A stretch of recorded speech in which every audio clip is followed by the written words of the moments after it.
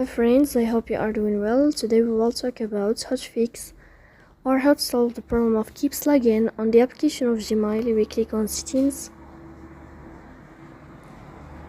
In this page, you will click on apps, default apps, app settings.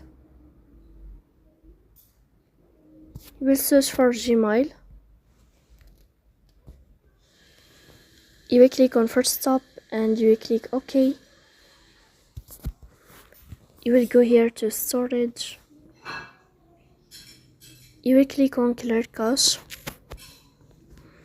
In this page, you will turn on your airplane mode and you will turn off your airplane mode again to fix that problem. So that's all. Don't forget to support us by like and subscribe.